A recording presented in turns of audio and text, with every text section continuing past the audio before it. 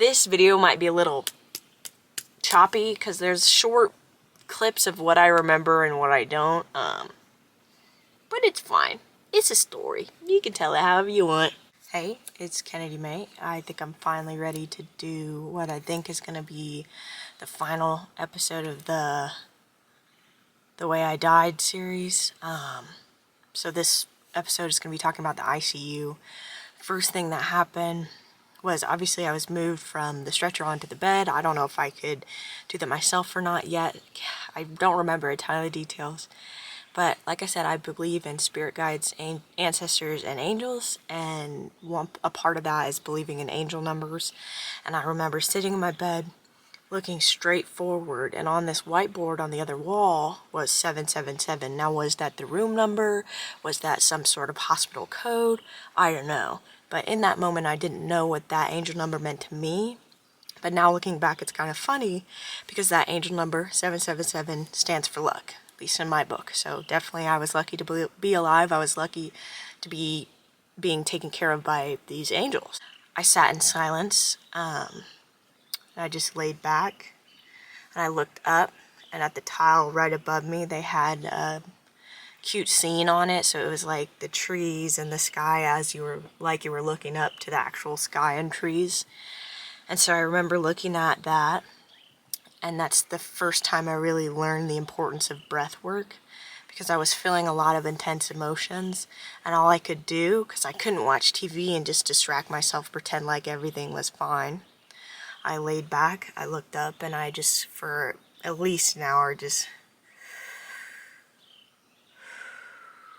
and it was kind of self-regulating because I just, like I said, was feeling a lot of intense emotions. And I even remember my sitter, so the one taking care of you, keeping an eye on you, when I was doing that, sitting there breathing, I looked over and I saw her crying.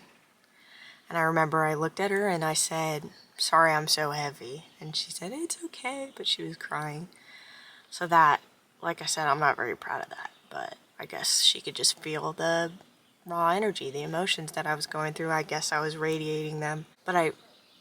So I'm in psychosis, and what I do remember is that when I finally turned on the TV, I was flipping through the channels because I thought that sentences, that bits and pieces I was getting from each channel were talking to me. I thought it was a message talking to me. You know, it's part of the Truman Show effect where you think that everything is talking to you, everything's about you, all that. So that's part of psychosis. That's what I felt, and that's what I heard, and that's what I did. But a weird part of that is I remember my mom was calling and was saying things like the nurses would tell her, she would tell the nurses to tell me that she loves me and that everybody's here for me. So that was cool. But I remember telling a nurse, I said, "Can you tell my mom to tell my dad that I love him?" And my parents are divorced, so he wasn't there in that moment with all my friends and family that came together to try and heal from what I did. The nurse was like, "Yeah, I'll tell her." And I remember nobody ever got that message to my dad, but I was flipping through the channels, and my dad loves old black and white westerns, and I remember landing on a western, and in this western at the moment, there was a child laying down sick and dying in a hospital, not a hospital bed, but in a bed, and he looks at his dad who's there, and he says, "I love you, Dad." And so for me, I was sending that to my dad. It just was a coincidence, but I sent that energy to my dad. And I remember later down the road, I asked him, "Did you hear that, I love you? Did somebody tell you that I love you?" And he said, "No, nobody called." And I said, "Well, I sent you an I love you." And he looked at me and he said, "I got it." So maybe he was just saying that to be nice, but maybe he got it. You know what I mean? I don't really know what that means, but that was a cool moment. One of the most important parts from the ICU that I remember was I had two sitters at the time. One was this old black lady, and one I can't even really remember, but I remember this old black lady. She is looking at her phone, she's cracking up, she shows the meme to the sitter next to her, and then she comes up to me and she shows me the meme, and it's something like a kid saying, "Mom, I found a mask, a superhero mask," and he had his mom's underwear on his head, whatever, like an old boomer meme. But she laughed, and then I remember she touched my hand, looked me in the eyes, and said, "We're very proud of you." And in that moment, like I said, I believe in spirit guides, ancestors, and angels. In that moment, you know, there's things called earth angels too.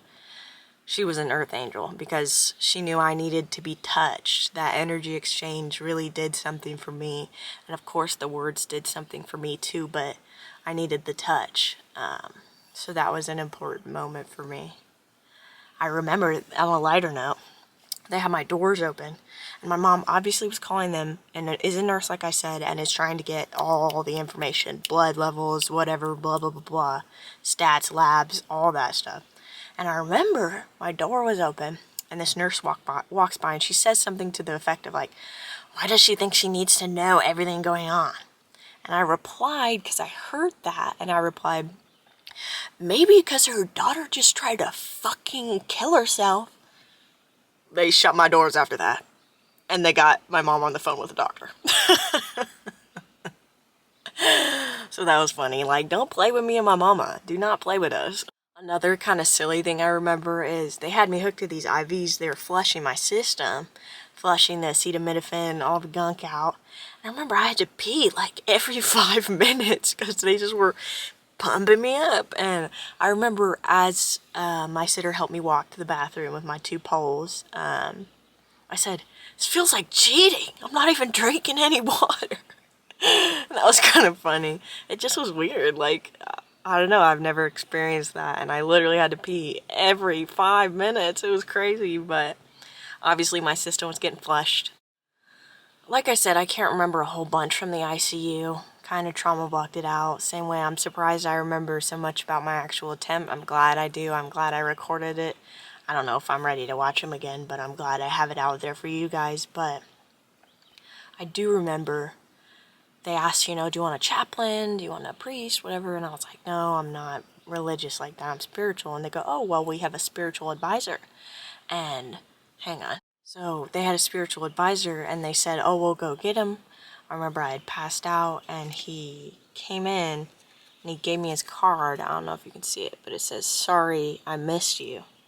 And because I was asleep when he came by, but he came by again, and I remember just telling him everything that was going on, just dumping on this guy, like spiritual stuff, in psychosis stuff. And I remember he was listening, and he heard me, you know what I mean? And I talked about how maybe if I died, maybe my writings and my journals would finally get the recognition, maybe blah, blah, blah. And he was like, listen, sometimes I think I should die so my family can get my life insurance. And I was like, but he said that, well, my family, I tell my wife that, and she says, no amount of money will be worth losing you. And so that helped me realize that no amount of recognition or fame or publishment or whatever would be worth my people losing me. So I really needed him in that moment, and he told me what I needed to, and like I said, he heard me. He understood me. So that was really important. Another thing that happened is, like, every hour or so they'd come in and say, do you still want to kill yourself? I would say yes. Obviously I still wanted to kill myself. Like I said, every hour they would come in. And then I remember one of my sitters was in there when they came in and asked me again, and I said, yes, I want to kill myself. They left. She looks at me and she says, they're not going to let you go to the psych ward if you say you're still going to kill yourself. Which is weird. Makes no sense to me at all. Isn't a psych ward a better place to be if you are trying to kill yourself? You know, they got the rounded doorknobs and all that anti-suicide stuff in there, but apparently not. So that bothered me, and still to this day doesn't really make a lot of sense. It took forever for them to bring me to the psych ward. One of the cool memories that I have from the ICU was I was up one night till like 3 in the morning, and I was talking to my sitters, and the energy in the room was just awesome. It felt like it was tingling with electricity. I don't know what that means, but it was awesome. And I'm talking to one of the sitters. We were talking about soulmates and stuff like that, and I was talking to one of the sitters, and I said, listen, like, your soulmate is so close to you. Like, I can feel him here. I'm like, he's gonna pass by her on the street or something. And this is how I describe it to people. So here I'm gonna put the Bubble Man from SpongeBob. Okay, you see the way he's like iridescent around like a border, iridescent border? As I'm saying that he is so close. I have my first full frontal hallucination, and I see a figure that has that same iridescent outline come up behind her and hug her from behind. And she goes, "Whoa, I just got goosebumps." And I was like, that's because that dude is right there. I just remember we were talking that whole night, and I remember as I'm getting carted out to the psych ward, she goes, "Gosh, I just wish I could keep you in my pocket." And I was like, "I'm in your pocket all the time. Just think about me," and I'm there. And she goes, "All right, I'll be waiting for you to write your book." So that was cool. Another little thing is I had doodled in there, and one of the nurses was like, "Sign it. I'm going to keep it with me and sell it when you're famous." I was like, "You guys, stop it. Say it again." That's it. That's the end of the way I died. If you've watched them all, thank you for joining me on this journey of honestly healing in a way, release in a way. I really appreciate the attention. I hope this helps. If it just helps one person, my job is done. If you know anybody that you think could benefit from watching a series like this, send them my way. And if you enjoyed it, drop a like, drop a comment, subscribe. Dang, I really am a YouTuber. Subscribe! Yeah, I feel better now that it's done. All done. I might do a psych ward series, but that's kind of personal to me. We'll see. We'll see. Alright. Bye!